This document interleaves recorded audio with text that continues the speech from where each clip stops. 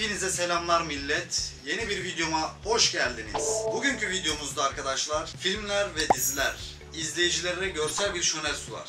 Ancak filmlerde ve dizilerde oluşturulan seslerin nasıl yapıldığını hiç düşündünüz mü?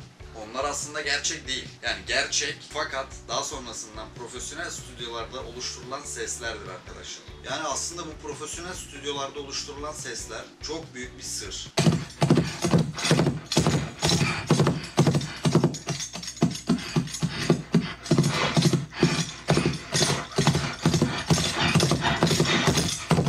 Hiç düşündünüz mü bunu film izlerken acaba bu ses gerçek mi değil mi diye? Hadi sizi o zaman bir düşünce yağmuruna tutalım. Bu sırrı birlikte açığa çıkartalım.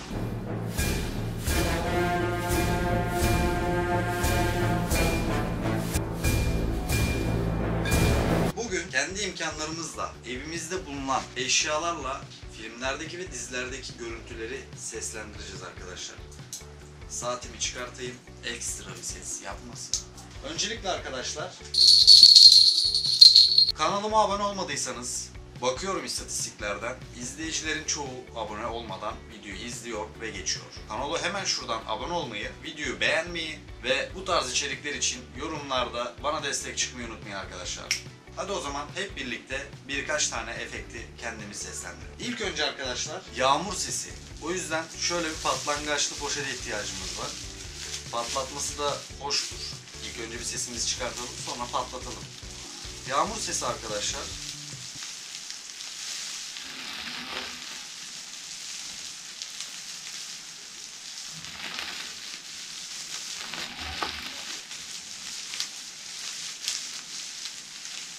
O zaman patlangaçları patlatalım.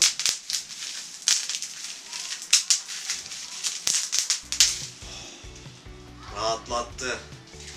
Bunun rahatlatmadığı insan yoktur. Deneyin. Bunu atalım kenara. Bununla işimiz bitti. Bu kadar. Sırada ikinci ses efektimiz var arkadaşlar. İkinci ses efekti saat sesi. Kolumuza takmış olduğumuz saat. Aynı şu saat gibi. Böyle saate baktın, odaklandın, saat sesi gelmesi lazım. O yüzden hemen bunu mikrofona yakın yapayım.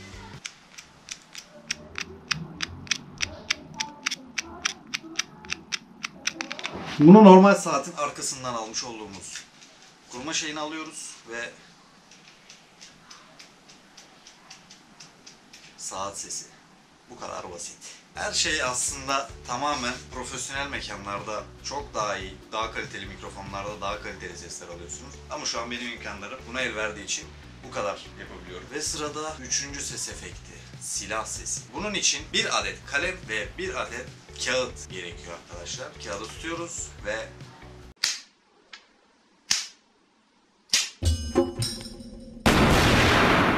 bu kadar.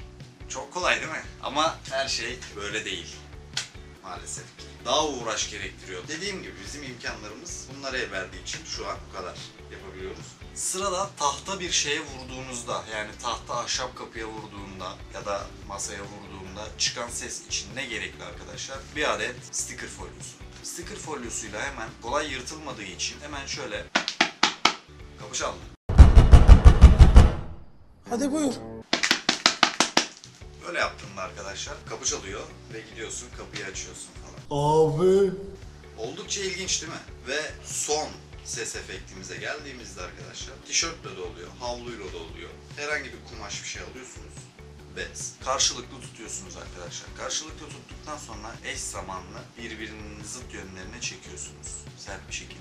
Ve oluşan ses neyi biliyor musunuz? Oluşan ses kalp sesi. Bu sesi her filmde veya dizide muhakkak duymuşsunuzdur. Özellikle aşk dizilerinde. Nasıl oluşuyor biliyor musunuz?